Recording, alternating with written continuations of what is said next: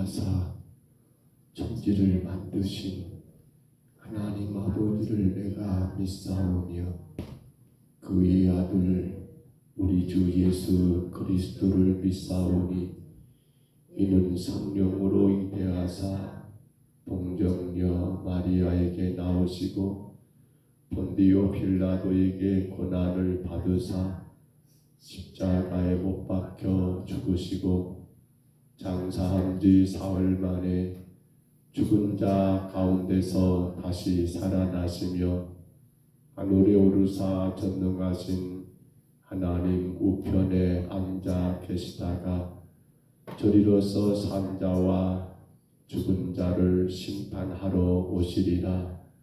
성령을 믿사오며 거룩한 공회와 성도가 서로 교통하는 것과 죄를 사하여 주시는 것과 몸이 다시 사는 것과 영원히 사는 것을 믿사옵나이다. 아멘. 우리 찬송가 445장입니다. 찬송가 445장입니다.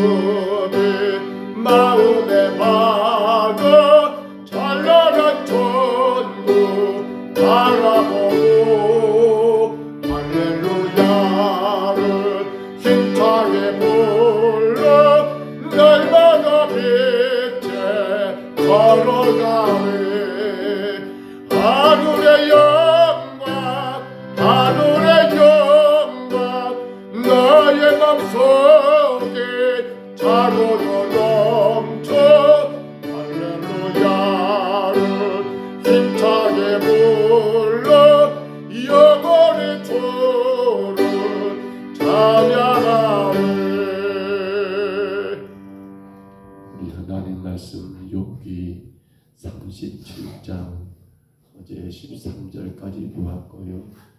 오늘 14절로 마지막 24절까지 말씀입니다. 구약 성경 욥기 37장 14절로 24절입니다.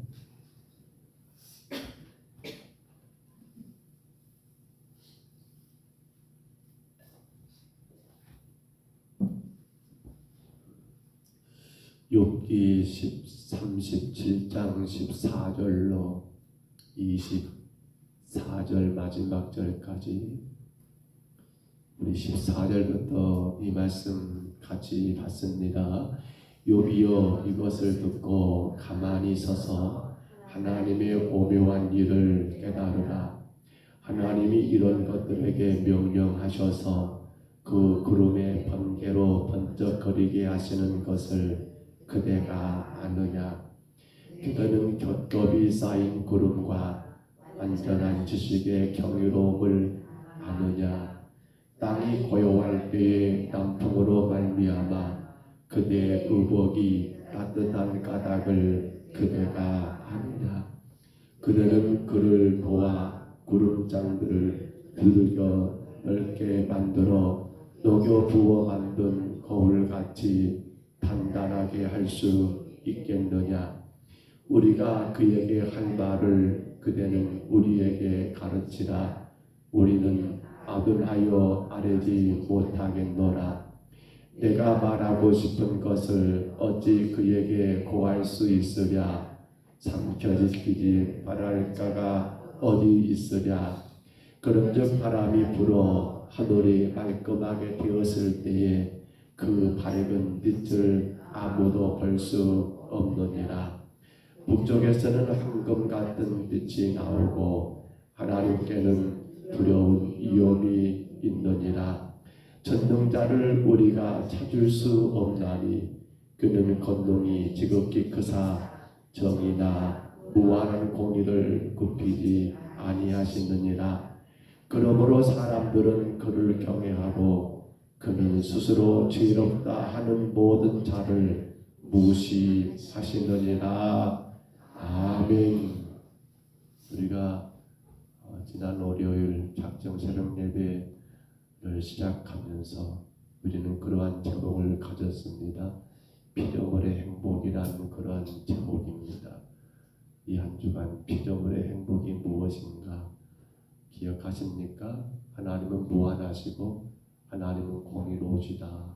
그러기 함부로 판단하지 말고 성도가 해야 할 게 뭐라고요? 그 하나님을 찬양하는 것, 그리고 그 하나님께 오로지 순종하는 것. 피조물의 행복은 우리가 무엇을 안다, 모른다, 판단해 있는 것이 아니라 오로지 그 하나님을 찬양하고 그 하나님께 순종함이 있다는 것을 우리가 나누었습니다. 또한 지난 우리가 어제 시간이죠. 욥기 37장 1절로 13절에서는 그 피조물의 행복이 무엇 하겠습니까? 혹은 자연 만물을 통해서, 혹은 자연 현상을 통해서, 아니면 성경을 통하여, 혹은 성령님을 통하여 바로 하나님의 음성을 듣는 것이다. 하나님 음성을 들어야 한다는 것, 그것이 바로 피조물의 행복이라고 우리가 말씀을 나누었습니다. 오늘도 우리는 이 새벽에 하나님 음성을 들으셔야 합니다. 기록된 말씀을 통해서 또 증거된 말씀을 통해서 우리가 들어야 할 건 뭡니까? 사람의 소리가 아니라 하나님이 여러분 각자에게 하시는 말씀 다 다룰 수 있습니다. 주가 내게 말씀하시는 그 음성을 들을 때에 우리 모든 피조물된 인간은 가장 행복하다는 걸 우리가 깨닫게 됩니다. 오늘 저는 이 말씀 14절로 24절을 통해서 피조물의 행복이 무엇일까 저는 이렇게 정리해 보았습니다. 하나님의 눈동자가 되라. 뭐라고요? 하나님의 눈동자가 되라 라는 말씀입니다. 어제 말씀 가운데 여러분 그 자연을 통해서 하나님이 행하신 일들 참으로 하나님의 크고 위엄하심과 그 권능의 오묘하신 섭리 또한 절대적인 그 주권에 대하여 인류가 강조했다 한다면 오늘 말씀에서는 욥에게 이제 그러한 하나님의 초월적 주권과 오묘한 섭리를 깨닫고 그 앞에 온전히 겸손한 자로 순종함으로 하나님을 경외할 것을 강조하고 하고 있다는 겁니다. 기묘하신 하나님의 섭리입니다. 그렇습니다. 한없는 권능입니다. 오늘 본문 14절로 20절의 말씀은 그렇습니다. 하나님의 기묘하신 섭리와 한없는 권능을 인정하라. 인정하라. 그렇게 권면하고 있습니다. 또한 오늘 본문 말씀은 이렇게 강조합니다. 측량할 수 없는 그 권능으로 반드시 공의로 이루신 하나님을 끝까지 경외하라. 그렇습니다. 측량할 수 없습니다. 그 권능은 말입니다. 그 측량할 수 없는 권능으로 반드시 공의로 이루신 하나님을 실망하지 말고, 외면하지 말고, 불평하지 말고 끝까지 경외하라. 경외하라. 그런가 하면 또한 엘리야는 욥에게 말합니다. 그 공의 하나님께서 스스로 지혜롭다는 자들을 무시한다고는 말씀하지요. 돌아보지 아니하신다. 그러면 어쩌란 말입니까? 더 이상 자신의 의를 주장하지 말고 겸손히 순종하라. 겸손히 순종하라. 라고 지금 엘리야는 강조하고 있습니다. 어찌 보면 욥에게 있어서 우리가 안타까운 건 그거잖아요. 알 수 없는 그러한 환난 가운데 욥은 끝까지 자기의 의로움을 주장합니다. 물론 압니다. 이러한 모든 환난이 욥이 죄 때문에 주어진 것이 아니라는 건 우리는 다 압니다. 그러나 조심할 게 뭡니까? 비록 죄 때문에 주어진 환난은 아니라 할지라도 어느 누가 우리 인간이 하나님 앞에 나는 깨끗하다, 나는 의롭다라고 말할 자가 있겠냐는 거예요. 엘리야가 지금 욥에게 하는 말이 어떤 면에서는 욥에게는 해당되지 않은 것 같지만은, 하나 포괄적으로 넓게 생각해 본다 한다면, 하나님 앞에 누가 나 깨끗합니다. 하나님 앞에 누가 나 정직합니다. 하나님 앞에 누가 나 죄 없습니다라고 말할 자가 있겠냐는 거예요. 우리가 이 아침에 이 문제를 조금 더 깊이 있게 고민해야 하지 않을까요? 그래서 24절 마지막 절만 다시 한번 봐봅니다. 본문 24절 다시 한번 같이 읽습니다. 그러므로 사람들은 그를 경외하고 그는 스스로 지혜롭다 하는 모든 자를 무시하시느니라. 아멘. 엘리야의 결론입니다. 오늘 욥에게 우리가 해야 할 일은 뭐란 말입니까? 하나님을 경외하는 것 말고는 우리는 이것이다 저것이다, 안다 모른다, 맞다 틀리다 라고 의문이나 내 생각의 판단을 여러분 내릴 이유가 있더라 없더라 없더라는 겁니다. 그러면서 엘리야는 뭐라고 말합니까? 그는 스스로 지혜롭다는 모든 자들을, 그는 누굽니까? 하나님은 스스로 지혜롭다는 모든 자들을 뭐 한다고요? 무시하신다. 여기 무시한다는 말은 여러분 하나님의 진노, 심판이 임한다라는 말입니다. 스스로 지혜롭다. 무슨 말인가요? 그렇지요. 내 생각으로, 내 지식으로, 내 경험으로, 내가 알고 있는 그 어떤 것으로 마치 하나님의 섭리를 함부로 판단하는 것이 뭡니까? 자기 스스로 지혜롭다 얘기는 잘하는 거예요. 사랑하는 성도 여러분, 우리가 지금 계속 들었던 말씀 아닙니까? 판단하지 마라. 우리는 하나님의 음성을 들어야 한다. 맞습니다. 무엇으로 우리가 하나님이 그래서 이랬구나 저래서 이랬구나 함부로 말할 수 있습니까? 무엇으로는 하나님의 섭리, 그 일하심에 대하여 이렇다 저렇다라고 우리가 판단할 수 있습니까? 오늘 엘리야는 그걸 강하게 주장합니다. 스스로 지혜롭다는 게 교만이라는 겁니다. 자기가 알고 있는 그 어떤 것, 세상의 지식, 어떤 경험, 어떤 능력, 그 어떤 것 가지고 이것은 하나님의 뜻이다, 아니다라고 말하는 그러한 어리석음을 말입니다. 그래서 오늘 성경 가운데 보시면 여러분, 하나님은 스스로 지혜롭다는 자를 돌보지 아니하신다는 말씀처럼 베드로후서 2장에 보시면 여러분, 주께서 경건한 자를 시험에서 건지신다고 말씀하고 있고요. 시편 17편 8편에 보니까요 이렇게 나옵니다. 나를 눈동자까지 지키시고 주의 날개 그늘 아래 감추사. 누구를 말입니까? 나를 눈동자같이 지키시고 주의 날개 그늘 아래 나를 감추시라고. 다윗의 시편이거든요. 다윗이 어떻게 하나님 앞에 이렇게 기도할 수 있었을까요? 이건 다윗의 기도이기도 하지만 또한 다윗의 기도 응답이라고 저는 생각합니다. 나를 뭐같이요? 눈동자같이 지켜주시기를. 그렇습니다. 하나님을 경외하는 자, 나는 스스로 지혜롭다 하지 아니하고, 여러분 주를 경외하는 자는 어쩐다고요? 하나님은 그를 끝까지 지키시고 책임져 주신다는 사실입니다. 다윗의 생애를 가만히 생각해 보십시다. 그는 어린 목동으로 시작했습니다. 그러다가 그는 사울의 여러분 아끼던 자 연주자로 그의 곁에 서게 되었습니다. 그러나 수많은 환난과 핍박이 있었습니다. 그럼에도 불구하고 다윗은 그 모든 걸 이겨냈습니다. 그리고 마침내 다윗은 통일 이스라엘의 여러분 왕이 되었습니다. 더 놀라운 것은 그의 자녀들이 후손들이 여러분 유다의 왕으로 이스라엘 왕으로 그 왕위를 이어가게 되었습니다. 그리고 마침내는 하나님은 그 다윗을 통하여 이 땅에 바로 메시아 예수 그리스도가 오게 만드셨습니다. 여러분 이 모든 것을 저는 그렇게 말합니다. 다윗은 하나님의 눈동자 같은 자였다. 그렇습니다. 무엇으로 우리는 이러한 일이 가능하다고 생각하십니까?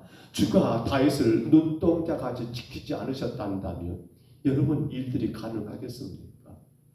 그렇다면 우리는 여기서 한 가지 고민해 봐야 합니다. 무엇을 하나님은 보시면서 다윗을 눈동자같이 보호하셨겠는가? 아는 것처럼 다윗의 범죄가 있잖아요. 끔찍한 죄가 있잖아요. 정말로 씻을 수 없는 그러한 부끄러운 죄가 다윗에게는 있잖아요. 근데도 하나님이 보신 건 뭡니까? 죄가 있느냐 없느냐가 아니라 뭐예요? 그 죄를 깨닫고 회개하느냐는 거 아니었습니까? 착했기 때문입니까? 정직했기 때문입니까? 하나님의 눈동자가 되는 비결은 여러분 착한 것, 정직한 것, 죄의 유무가 더 중요한 게 아니라 뭡니까? 바로 하나님 앞에 스스로 내가 지혜롭다 여기지 아니했기 때문이라는 사실입니다. 해서 선지자 나단에 다해서 책망할 때 그는 그 책망을 여러분 그대로 다 인정합니다. 그 죄를 인정합니다. 그리고 주님 앞에 눈물로 통회하며 자복하고 회개합니다. 하나님은 이러한 다윗을 당신의 눈동자같이 여겨 주셨다는 사실입니다. 그러나 사울을 보면 그는 여러분 참으로 준수한 인물이었습니다. 사람들 늘 그렇게 말합니다. 아, 저 사람 참 잘생겼어. 참 괜찮아. 라고 할 때 꼭 키가 들어가더라고요. 사울도 그랬습니다. 키가 한 자나 더 많았다고 했습니다. 근데 하나는 뭘 보시한다고요? 외모를 보지 않고 뭘 본다고요? 그 마음 중심 본다는 거였습니다. 생각하면 모든 조건이 다윗보다 사울이 더 여러분 훨 낫습니다. 그런데 사울은 하나님의 눈동자가 되지를 못했습니다. 왜 그렇습니까? 다윗에 비한다면 그 죄는 여러분 혹 세 발의 피라고 해야 할까요? 그렇죠. 그가 사람을 죽였습니까? 그가 가늠했습니까? 아닙니다. 근데 하나님은 사울을 보내시고 다윗을 세우십니다. 이유는 뭡니까? 다윗은 스스로 지혜롭다고 자기를 인정하지 않았습니다. 사울은 뭡니까?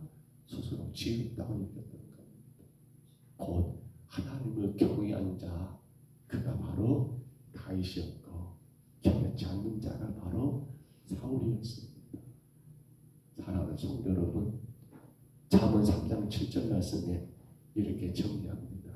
스스로 지혜롭게 여기지 말지어다 여호와를 경외하며 악에서 떠날지어다. 스스로 지혜롭게 여기지 말지어다 여호와를 경외하며 악에서 떠날지어다. 오늘 여러분, 저와 여러분은 하나님의 눈동자가 되셔야 합니다. 주님이 우리를 눈동자같이 지키시는 자가 되어야 한다는 겁니다. 우리 사람의 머리 가운데 여러분 많은 이 지체가 있습니다만 가장 예민한 게 뭡니까? 눈이라고 하지요. 그래서 뭔가가 어떤 급한 사정이 문제가 생길 때 가장 먼저 하나님 보호하신 게 뭡니까? 눈이라고 하지 않습니까? 눈은 모든 걸 먼저 보고 판단하고 그래서 감아버리고 감게 하고 피하게 하지 않습니까? 맞습니다.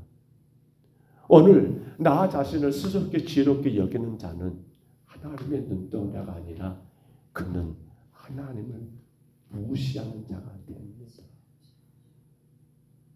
오늘 우리가 이 땅에서 가장 행복한 피조물이 되는 것은 무엇을 아느냐이지 않습니다. 얼마나 가졌냐이지 않습니다. 무엇을 할 수 있느냐이지 않습니다. 나 자신이 여러분 하나님의 눈동자가 되면 되는 것 아닙니까? 모르는 건 모른다라고 인정하고 안 되는 거 안 된다라고 주님 앞에 고백하며 내 삶의 모든 것 하나하나 주님 앞에 아뢰며 여러분 구하며 맡기며 살아가는 그가 진정 하나님의 눈동자가 아닐까요? 뭔가가 잘못되었을 때 그 책망을 달게 받고 주가 이거 싫어하는데 내가 잘못 살았구나라고 여러분 회개하는 자가 진정 하나님의 눈동자가 아닐까요? 엘리야는 지금 욥에게 그걸 요구하고 있습니다. 물론 욥과 다를 수도 있습니다만 그러나 이건 우리 모두에게 아니 욥에게도 여러분 한 번쯤 고민의 문제가 아니겠습니까? 나 죄가 없다. 나 의롭다. 그런데 왜 내게 이런 일이 왔느냐라고 그렇게 탄식하는 욥. 때로는 우리가 그렇습니다. 내가 무엇을 잘못했길래 왜 내 인생은 이러는가 라고 하며 불평하는 저희들 혹은 마음 가운데 원망이 되고 근심되는 일이 있다면 우리는 하나님의 눈동자가 여러분 되기위해서는 그 문제들까지 주님 앞에 맡겨야 한다는 겁니다. 사랑하는 성도 여러분, 어떤 사람이 은행에 와서 고래고래 소리를 지릅니다. 내 돈 내놓으라고, 내 돈 넣으라고, 내 돈 넣으라고. 너무나 큰 소리를 지르니까 여러분 그 직원이 깜짝 놀라가지고 아니 고객님 통장 가져오시라고, 고객님 계좌번호 가져오시라고, 비밀번호 알려주시라고. 근데 이 고객은 막무가내 소리만 지릅니다. 그래도 은행 직원이 말을 안 들으니까 밖에 나가가지고 한 피켓을 가져옵니다. 그 피켓에 뭐라 썼냐면 내 돈 내놔라, 내 돈 내놔라 써 있는 거예요. 여러분 그런데 아십니까? 놀랍게도 이 고객은 그 은행에 통장이 없어요. 그 은행에 계좌가 없어요. 개설된 것이. 이게 지금 뭔 일입니까? 이게 뭔 일이에요? 어찌 보면 자기를 스스롭게 지혜롭게 이기는 자가 바로 저는 그 모양이 아닐까 싶어요. 나를 스스로 지혜롭게 이기는 자. 뭐예요? 하나님 앞에 모든 것이 있고 하나님 모든 것들을 공의롭게 일하시는데 그 공의로우신 하나님 그 섭리는 무시해버리고 막무가내 식으로 내 돈 노래라 내 돈 노래라는 그러한 오늘 우리가 이 하루를 또 살아가게 됩니다. 여러분 행복하시기를 바랍니다. 행복하셔야 합니다. 스스로 지혜롭게 이기지 마시고 우리는 어디에 뿌리를 두는 겁니까? 하나님께 뿌리를 두는 자로서 은행에 통장이 개설되어 있어야죠. 그래야 돈이 나오지요. 그런데 통장도 개설되지 않았는데 돈 내놓으라면 돈 내놓겠습니까? 경찰에 잡아가 버리죠. 오직 저와 여러분의 삶은 하나님께 뿌리를 둠으로 말미암아 때로는 한란의 비바람이 시련의 먹구름이 우리 삶을 우리의 모든 생활들을 뒤덮는다 할지라도 우리는 스스로 지혜롭다 여겨서 이렇네 저렇네 이게 맞다 저게 맞다 이렇다 저렇다라고 판단하지 마시고 오직 여호와 하나님을 경외함으로 경외하는 겁니다. 끝까지 그분을 사랑하고 믿는 겁니다. 그분이 그렇게 하실 때는 그분의 뜻이 있는 것을 우리는 압니다.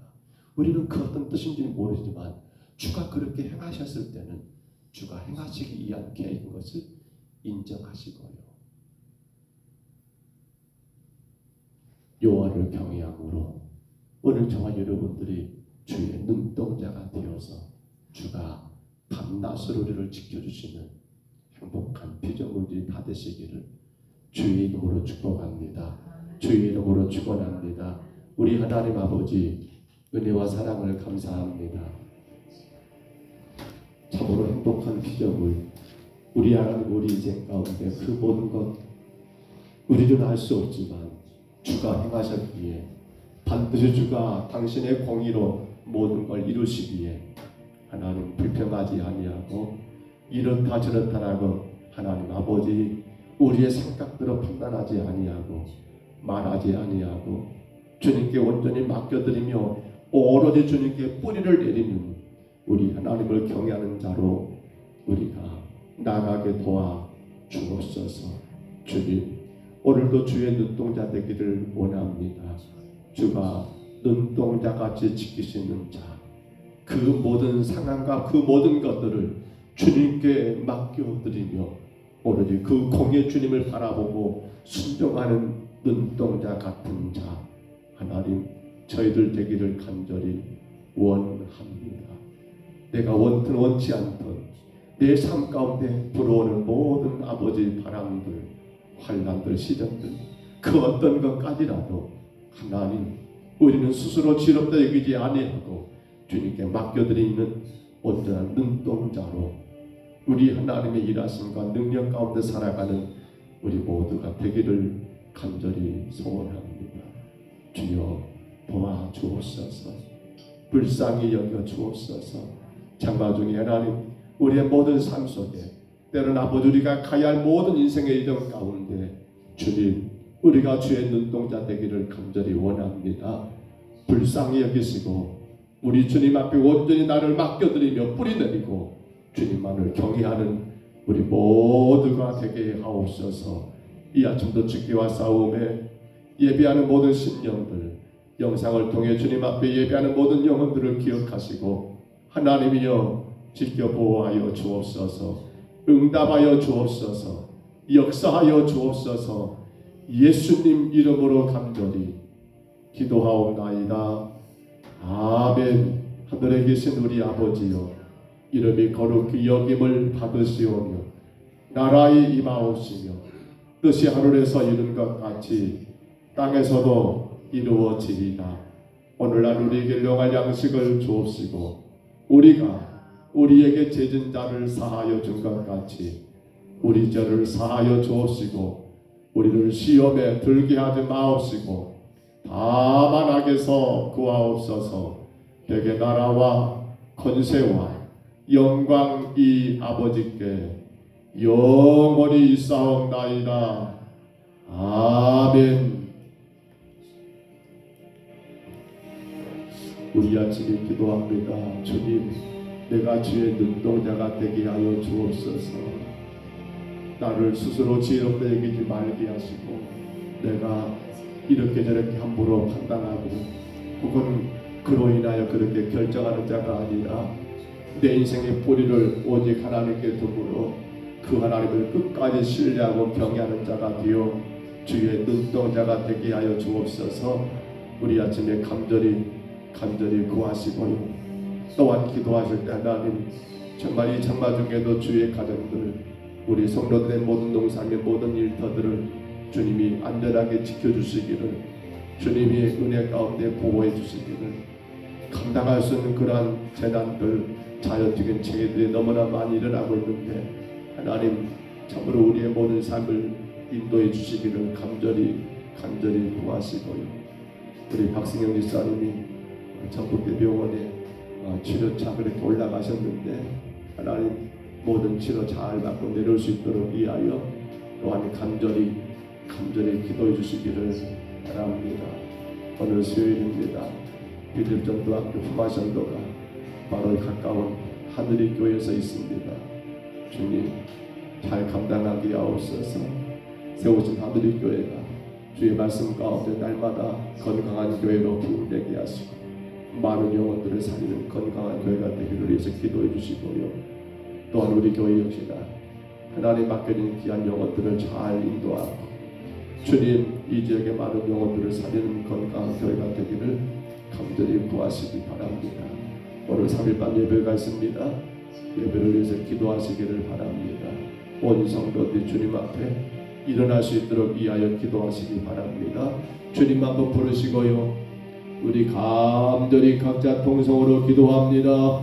주여